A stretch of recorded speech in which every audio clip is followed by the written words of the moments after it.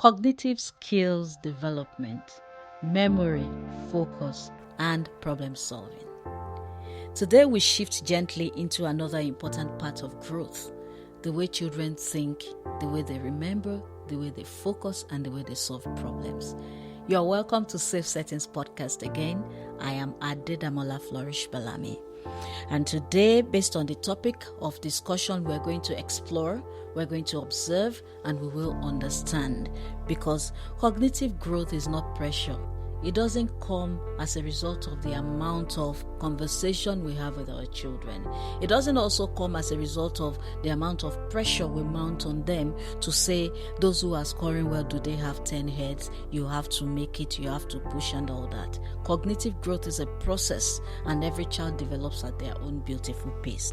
We also can help as parents, so it's not that it's a dead end and there's nothing that can be done. When we talk about cognitive skills, we are simply talking about the thinking tools that children use every day. How do they apply their minds to what they are learning, to their environment, to events around them? And when they apply their minds, there is something that is called memory. We expect them to remember, especially in our educational system. The whole idea is for them to be able to remember what they have learned from one period to another. And when they write major exams, it's to be able to remember what they've been learning from the beginning of their academic years up till the time that they are writing those major exams. So memory helps a child remember instructions, lessons, or routines.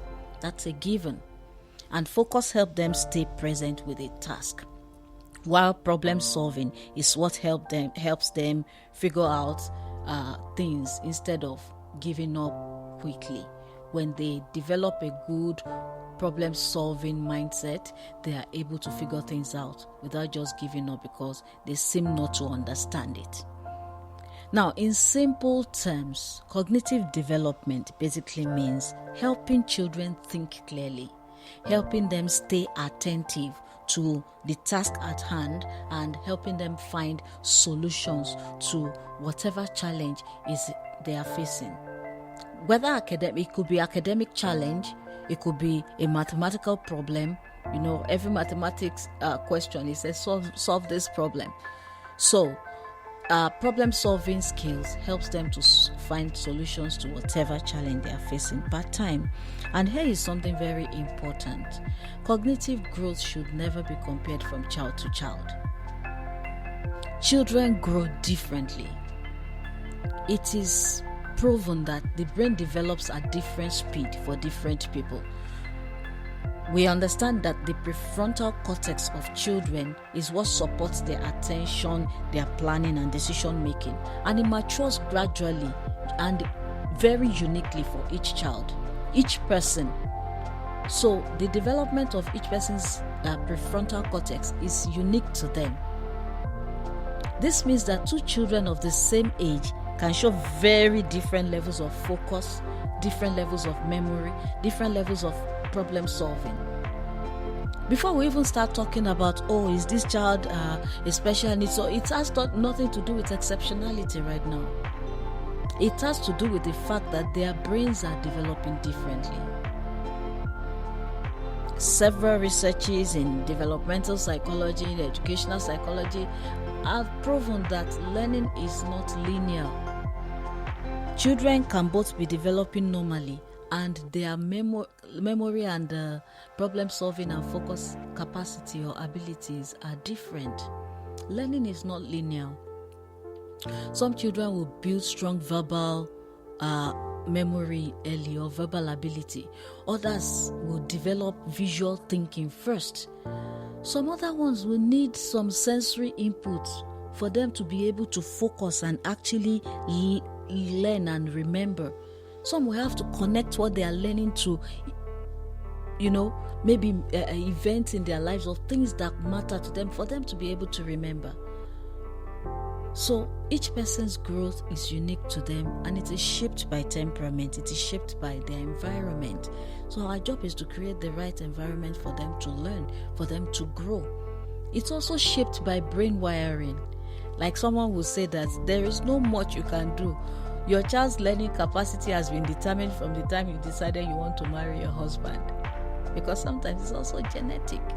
So we cannot afford to compare our children and say, the people that are scoring 100% in your school, do they have 10 heads? You too, go and do it. You must do it.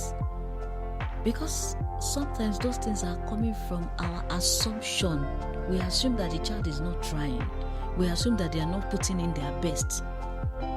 But it is that the brain is still developing the pathway that is needed for them to succeed at that level. So what should we do as parents? What should we do as educators, as minders, as teachers? We should pause and reflect. Ask questions. Where does this child shine cognitively? What is this child's cognitive strength? And where do they need more patience? Where is it that we know that rushing them does not achieve anything? Where are you seeing that there is a lag? Then when we pause and we reflect in that direction, we start thinking of how to support them.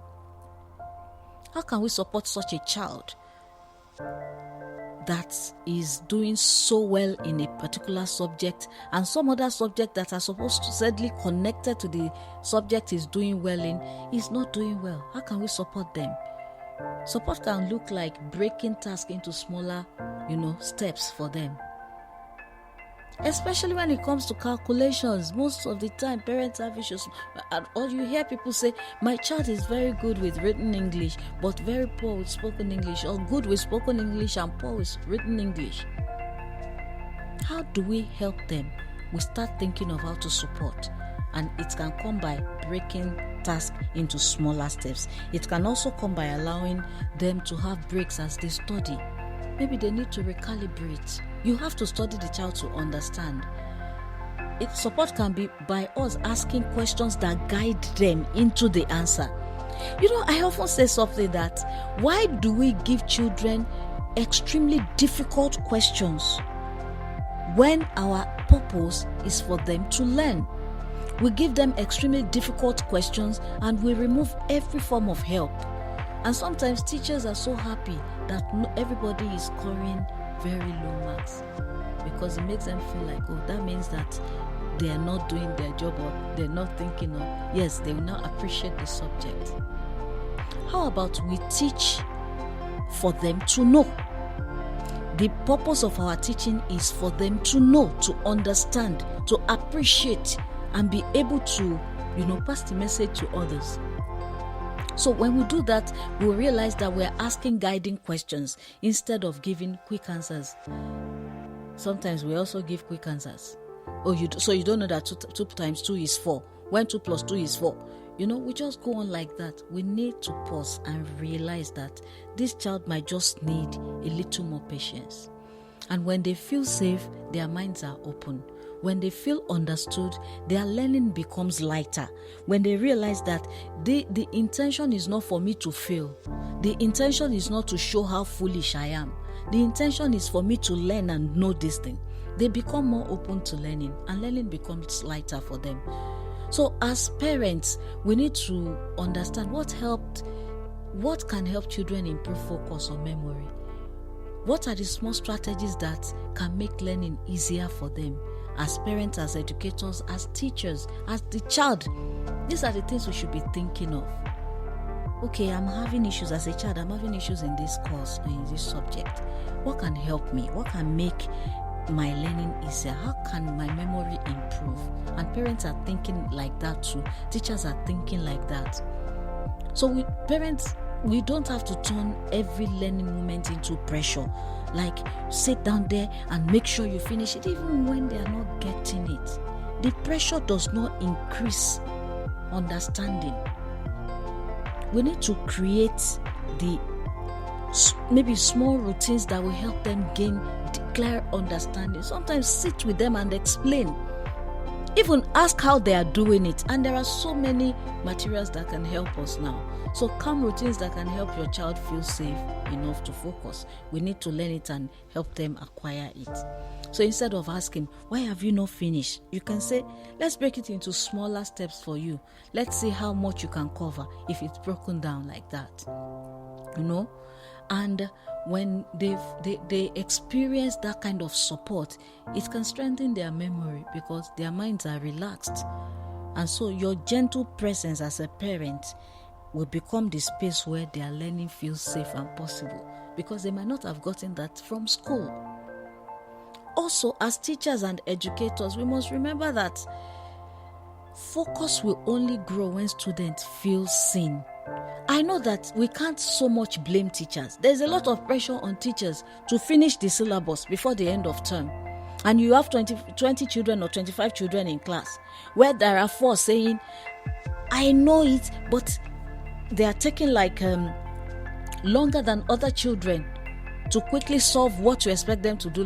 When we bring mental sum to class, we expect everybody to solve it. Sometimes some children know it, but they're just slow to solve it. And the pressure is to complete the syllabus, so the teacher cannot wait for those children. We cannot entirely blame teachers, but we have to find a space where children who need some time can also learn within our classrooms. It is important. If a child struggles to stay attentive, it is important to stop and guide them with simple structure. You can say, let's take it one step at a time. Tell me what you understand so far. At least if the child can say, okay, I've understood this and this, for them too, they feel like, okay, I'm not completely inattentive, I'm gaining something. Teachers at any level, if it is required, use visual aids. Use short reflection. Use questions that will guide them into understanding the adequate responses. Whatever we need to do to help the brain reset, even when we notice that, okay, maybe these children are distracted or they are not getting what I'm teaching. What can you do as an educator to ensure that the bulk of the class understand what you are teaching? Because we cannot make our teaching as teachers, as educators, as schools, we can't make our teachings only about delivering content, only about completing the syllabus, only about ensuring that, okay, as far as we're concerned as a school, we're done with the syllabus, the children are ready for exams. Are the children truly ready for exams? Or the school has just completed the syllabus? We need to start thinking about creating environments that allow children learn truly. There is a lot of distraction. We all know that. Parents will do their part in reducing distraction. Teachers, schools will do their part in making the environment conducive for every child to learn, understand, and be able to reproduce what they are learning. And to the children, we must let them understand. Learning requires speed. Learning requires commitment. Learning requires focus. However, learning is not a race. So it cannot be about comparison. It has to be about, I need to know. My desire to know. To be able to support myself during examination. To be able to support myself when I need to apply my knowledge to real life situations. Because if a child's mind feels tired, they won't learn much. So how do we help them? Do you want to take a break and come back? Sometimes maybe that will help. We can teach them to use colors, to write keywords when they are studying. We can teach them to explain what they are studying and understanding to themselves. They explain it to themselves out loud. When a child speaks, when you are studying and you are saying it out loud to yourself, you may remember better. Or they ask themselves questions. Okay, when I have written the formula, what's the next step? After taking the first step in writing the formula, and after writing the formula, I've taken the first step, what's the next step? So they are trying to keep in their memory the steps that are involved in solving a mathematical problem. It could be chemistry, it could be any subject. By so doing, they are teaching their brains to solve problems. Children are allowed to learn at their own pace. Every small effort that they make is leading to growth. But we need to support them as much as we can as parents, as teachers, because cognitive growth happens in moments of patience, in moments of curiosity, in moments of kindness. So we cannot make it about content delivery and completing syllabus alone. And when those things are present, focus can grow, memory can strengthen, and problem solving becomes easier. Because already they are feeling safe in their academic journey. It's no longer like, I don't think I know anything. No. It doesn't look like I'm gaining anything. When I'm in class, I just feel ashamed because everybody has answered the question and I can't even answer because I've not reached the end of solving it in my own mind.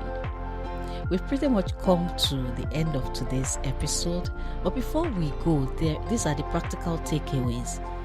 In helping children develop cognitively, we need to learn to avoid comparisons. So instead of comparing, we should observe our child's unique learning, learning rhythm. Observe their unique learning rhythm. How are they learning? How do they learn? Then you enhance it. We can also create short, focused learning moments instead of long, pressure-filled ones. I need you to sit there 4 hours. You must read. What if within the 4 hours, the child has only read 30 minutes? So let's create short, focused learning moments for them and avoid these long, pressure-filled sessions. And lastly, whatever will help them learn, games, storytelling, everyday conversations, problem-solving skills, applying mathematics, applying physics, applying chemistry to real-life situation. We all know that the essence of simultaneous equation, sometimes when we apply it to real life, is to be able to make choices. Have you not wondered, why do we do simultaneous equation? You have 2 equations and you are solving them concurrently. In life now, you want to choose your course of study. Okay, I like medicine and I like law. Each of them will have to require that I study different subjects in secondary school. That's simultaneous equation already. You are making choices. So helping them apply learning to everyday life can also improve their cognitive skills. So this is the challenge for this week. Notice one cognitive strength in your child, one that you may have overlooked. Notice it, pay attention, pause and reflect. What is this child's strength? What does he shine? What is his cognitive strength, where he shines? When you can recognize it, speak it out loud and celebrate it. Let the children also know that you have identified that this is their strength when it comes to cognitive ability. And so we have finally come to the end of the episode. I am still Flourish Adedamola Balami, reminding you that every brain grows in its own timing. Focus can grow, memory can strengthen, problem solving can flourish with gentle support. And growth is happening quietly in your children because something beautiful is unfolding. Have a beautiful time. Bye-bye.